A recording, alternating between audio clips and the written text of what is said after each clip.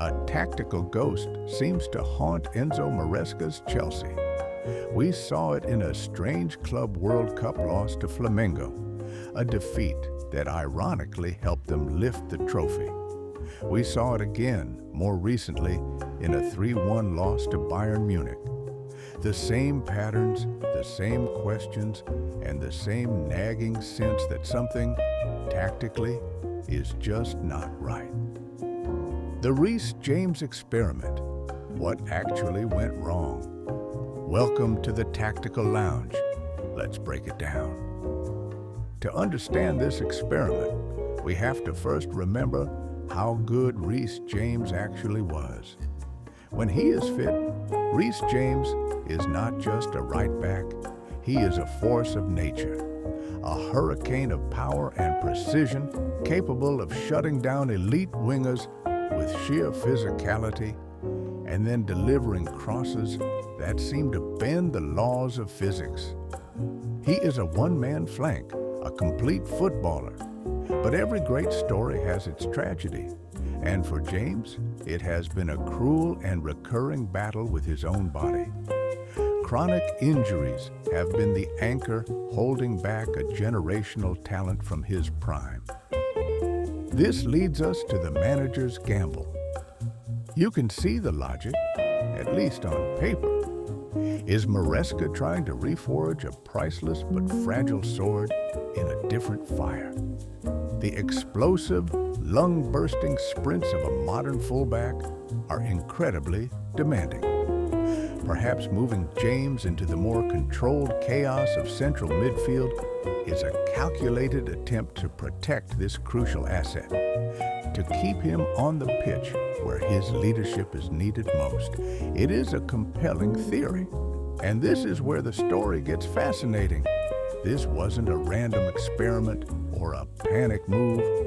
Maresca revealed that he sent James a video outlining his midfield plans the day after he joined the club, stating, "I see Reece as a midfielder, not now, but since day one." So, what does Maresca's blueprint actually look like? On the pitch, James operates as a defensive midfielder or in a double pivot, often alongside Caicedo or Enzo. The goal is to create a robust midfield base that can protect the defense during turnovers and still launch attacks. And we have seen this vision work in spectacular fashion.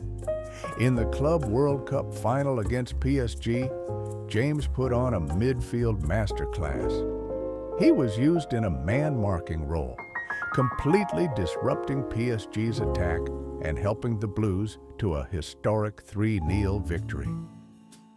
But that flash of brilliance is what makes the failures so confusing. Those moments of success feel a world away from the harsh reality we see in other high-stakes matches. The 3-1 defeat to Bayern was a painful demonstration. The German champions consistently found acres of space between James's position and the defensive line, a flaw they exploited time and again. After his midfield turnover led directly to a goal against Fulham, social media erupted with a simple, shared frustration. Play Reece James as an overlapping right back. This isn't rocket science. These moments are not just individual errors. They are the predictable results of a flawed system. And this experiment creates a gravitational pull on Chelsea's creative artists. With the midfield struggling to progress the ball cleanly, players like Enzo Fernandez and Cole Palmer are forced to abandon their advanced positions. They drop deeper and deeper, not to create, but simply to collect the ball. The impact is stark. Cole Palmer's chances created per 90 minutes plummet from 3.2 down to just 2.1. You're effectively taking your best attacking minds out of the fight. And this is what makes the whole situation so puzzling. The blueprint for balance isn't some complex theory. It appears to be sitting right there in the squad. The partnership between Caicedo and a fit Romeo Lavia has been the team's most effective combination, with an unbeaten record of 4 wins and 1 draw. The data points towards a clear working formula, yet the manager persists with an experiment that struggles. Now this leaves us with the fundamental question. Is the Reece James experiment a necessary gamble to protect a key player?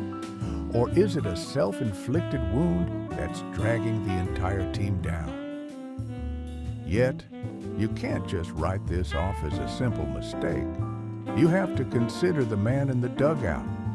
Enzo Maresca is a proven winner, and a manager of his caliber always has a long-term vision in mind. All we can do now is watch how it turns out. And with that, our session in the Tactical Lounge comes to a close. See you next time.